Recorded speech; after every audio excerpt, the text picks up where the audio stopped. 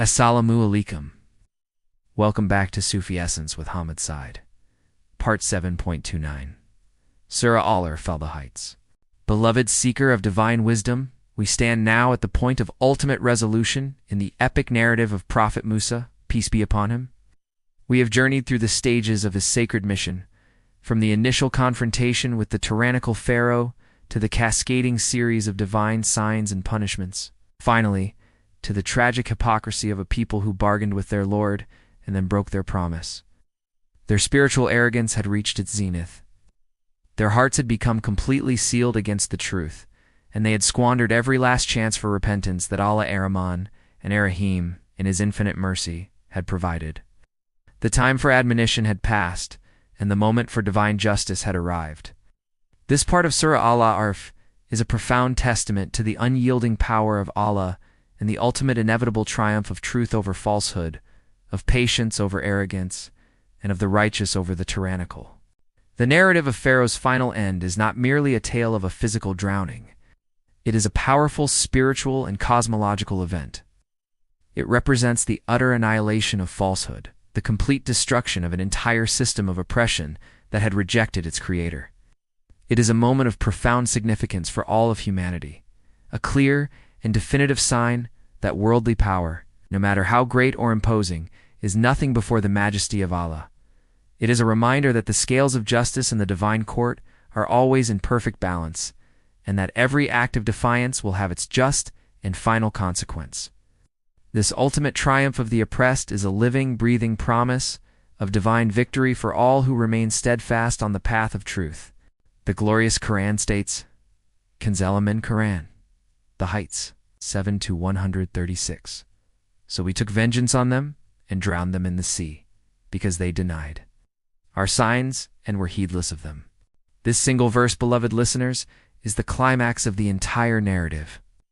A powerful and unequivocal declaration of divine justice.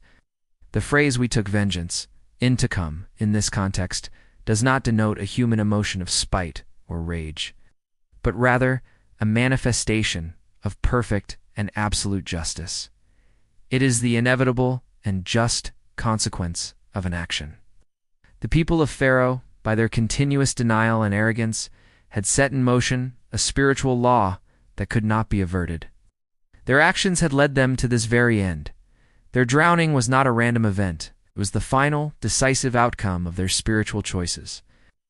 They had lived their lives swimming in the sea of falsehood, and ultimately, it was this very sea that consumed them.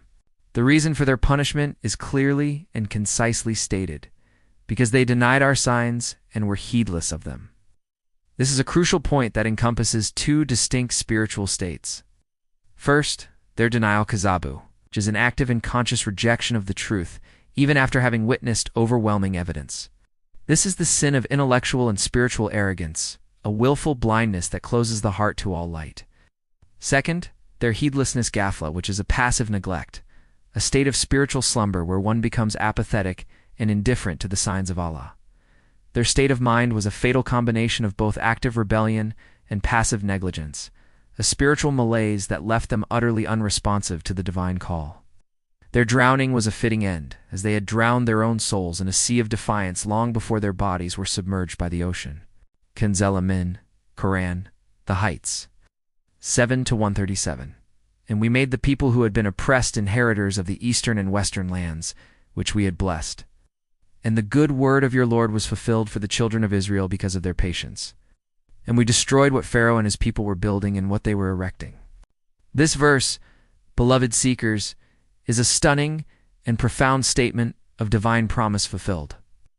The people who had been oppressed, humiliated, and enslaved for generations were now made the inheritors of a vast and blessed land.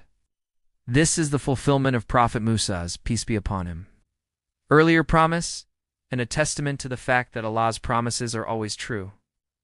The word inheritors, or rathna, signifies a transfer of power and responsibility. The former slaves were now entrusted with a land of immense spiritual and material blessing. This is a profound lesson on the nature of divine justice. The very people who were despised and seen as worthless were elevated to a position of immense power and dignity, while their oppressors were utterly annihilated. The core reason for their victory is stated with crystalline clarity: because of their patience. The word patient sabr here is not a passive acceptance of fate, but an active spiritual fortitude. It is the unyielding perseverance, the unwavering trust in Allah, and the silent endurance of immense suffering for the sake of truth.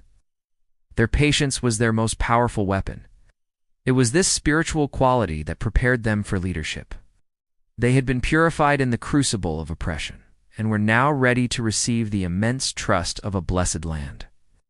Their victory was not due to their physical strength or a strategic plan. It was a direct consequence of their spiritual steadfastness. This is a profound spiritual lesson. The keys to divine victory are not found in the world of means, but in the spiritual states of the heart. The final part of the verse, "And we destroyed what Pharaoh and his people were building and what they were erecting," is a powerful symbolic statement. The structures of Pharaoh were not just physical buildings. They were a representation of his entire system of power, his monuments of arrogance, and his entire civilization built upon falsehood. The divine command to destroy these structures symbolizes the fragility of worldly power and the ultimate impermanence of anything not built on the foundation of truth. Their monuments, built with the blood and sweat of the oppressed, were nothing more than a fleeting mirage. The word destroy damarna signifies a complete and total annihilation. It is a testament to the fact that all worldly systems that defy the divine will are ultimately destined for ruin. The Prophet, peace be upon him, taught us about the ultimate destiny of those who oppress. It is narrated in Sunan Ibn Majah Hadith, number 2505, that the Prophet, peace be upon him, said, "Verily, Allah allows a tyrant to persist, but when he seizes him, he does not let him go." Then he recited the verse, "Such is the seizure of your Lord when he seizes the cities that are unjust. Indeed, his seizure is painful and severe."